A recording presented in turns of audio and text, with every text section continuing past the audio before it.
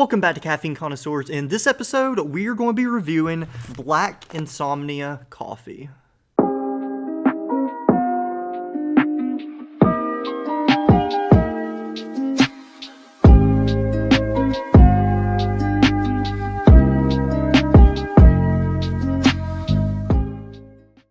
Okay, so I don't know exactly what to do with this coffee because it won't really stand up on my desk here. I had it staying on my desk a second ago. It fell over and I got coffee everywhere, so I don't really want to do that. So this probably isn't going to be on screen the entire time. I'm sorry about that, but yeah, here's a good view of the bag. Anyway, I don't want to have another incident like I did a minute ago off camera, so that's going to be in the floor for now.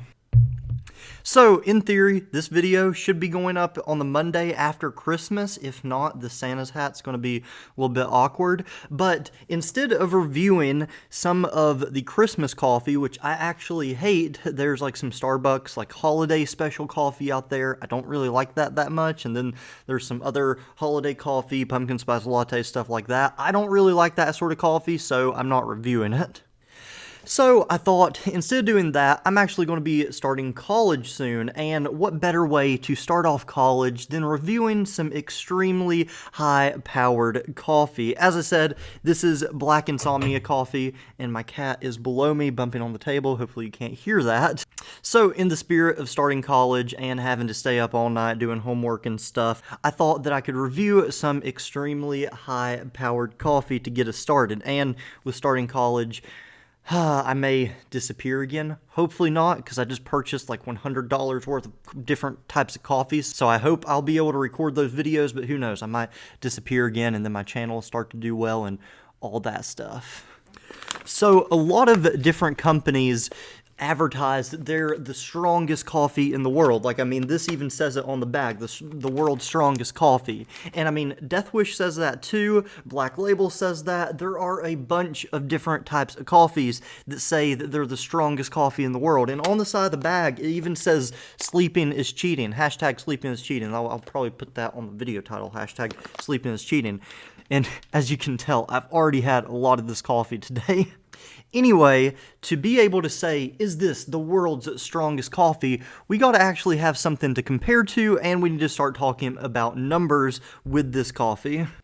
Now, this coffee does have an extreme amount of caffeine, and on caffeineinformer.com it actually says that this coffee is dangerous, and then on another website I saw that you should actually throw out this coffee because it can kill you, which I wouldn't go that far to say that it will kill you, but this does have a lot of caffeine, coming in at 92.08 milligrams per ounce. That's as much caffeine as a normal cup of coffee has, and that's just in 1 ounce of this stuff.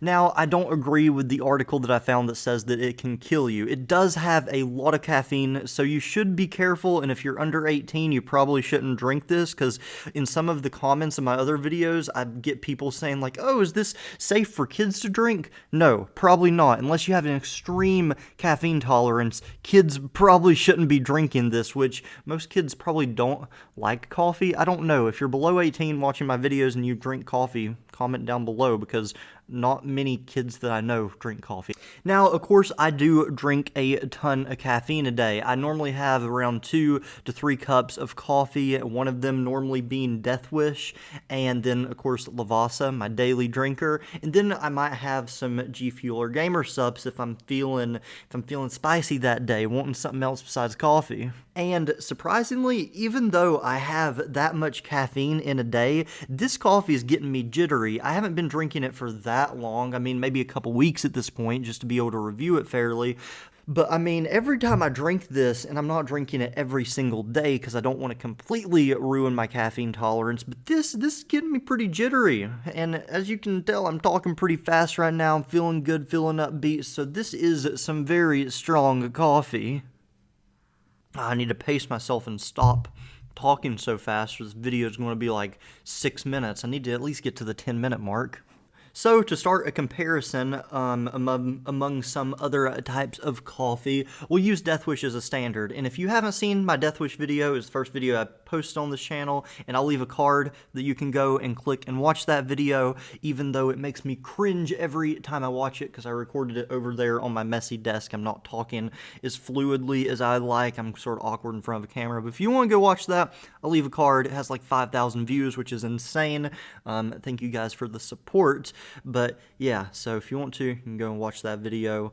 And also, as a side note, should I make an updated Death Wish video? Because, I mean, now I have a cool set and everything. I'm getting better at reviewing coffee. At this point, I've been doing it for like 2 years off and on, so I think I'm a little bit better at reviewing coffee and more analytical of it. I have a better taste for coffee. I know a lot more about coffee. So if you want to see an updated Death Wish video, comment down below. Now, so you don't have to go and watch that video right now so I can get more watch time on this video, Death Wish has 59 milligrams of caffeine per fluid ounce, which is lower than this because I just said that this has like 93.08 milligrams of caffeine per fluid ounce. So as you can see, this is higher than Death Wish's caffeine content. But is it the strongest?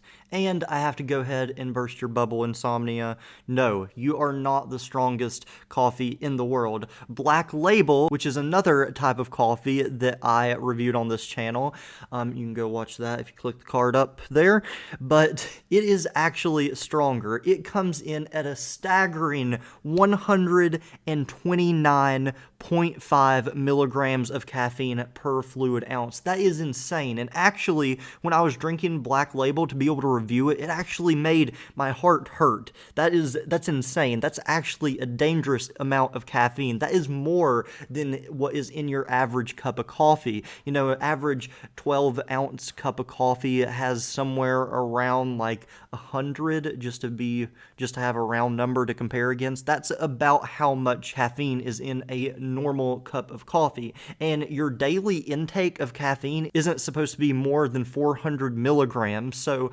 having 129 milligrams of caffeine in an ounce is crazy.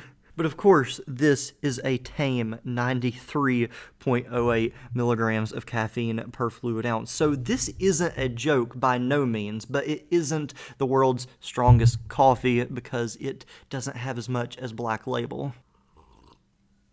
But of course, caffeine isn't all that matters in a cup of coffee. Taste matters too. And honestly, I didn't really like this coffee when I first got it. I didn't like the texture of it. It was a little bit more bitter than what I was used to. And also, it uses a medium roast beans, which I don't like. I like dark roast beans. But I understand why they had to do that, because medium roast leaves more of the caffeine in it, because if you get dark roast, it lowers the caffeine content and hurts that number. So I understand why they had to do that. So the taste is okay. And one more thing that they did for the caffeine content is they use a mixture of Robusta and Arabica beans. They use 80% Robusta beans and 20% Arabica beans, which I understand why they had to do that. Arabica beans produce a better flavor, while Robusta beans add more caffeine to the coffee. So I understand why they did that, but again, I have to dock a few points because Robusta beans don't provide as good of a flavor as Arabica does. Also, this coffee is a little bit thinner than I like. It's not really full-bodied, and also the flavor gets a little bit more diluted the more water you add to it, while a fuller body coffee does retain its flavor even if you dilute it a little bit more. However, this coffee does have some nice chocolate undertones. It tastes actually really chocolatey, surprisingly, and it does have a good aftertaste. Some coffees leave your mouth all bitter and you just have a really bad coffee taste in your mouth sometimes, but this has a really good aftertaste and it has depth to it, because some coffee doesn't really have depth to it, just plain sort of basic coffee flavor, while this actually has some hints of chocolate to it and actually tastes pretty good in that regards. As I said, it's a little bit more bitter and it does slap you in the face, and that's because of the high caffeine content. They have to sacrifice a little bit of flavor to boost the caffeine content, but as much caffeine as it does have in it, it does taste pretty good. But when ranking it up against some other higher caffeine content coffees like Black Label and Death Wish, I would probably put this lowest on the taste tier list. Where it would rank sort of in the middle of caffeine, I would put it at the bottom of taste.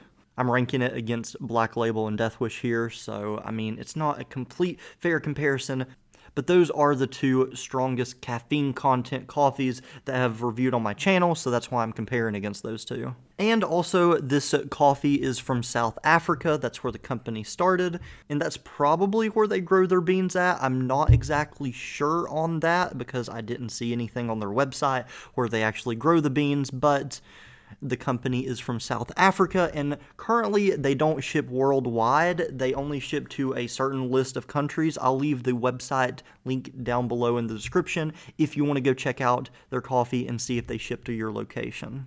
Now, at the moment, at the time of recording this video, they're actually out. They're sold out of their bag of beans, their 1 pound bag of coffee beans, but you can go and get some coffee grounds for around $22, which isn't bad. That's about how much normal coffee costs, around $20 for a pound of it. So if you want to go buy that, again, I'll leave a link down in the description below. Now, this is the only type of coffee they sell on their website. They just sell Black Insomnia. That's their company name. That's the type of coffee they sell. So they don't have much variety, but they do pack a punch in the type of coffee they sell. So if you want to buy them, go down, give it a try yourself, click the link in the description. I don't make any money off of it. I'm just promoting their product for free, and I hope that you leave a like on this video. Make sure to subscribe for more content. Hopefully I don't disappear again, because I will be starting college in about a week from uploading this video. Hopefully I'll find time to make some videos. I'll try to backfill some videos while I'm on this break right now, and I'll see you in next week's video. Peace.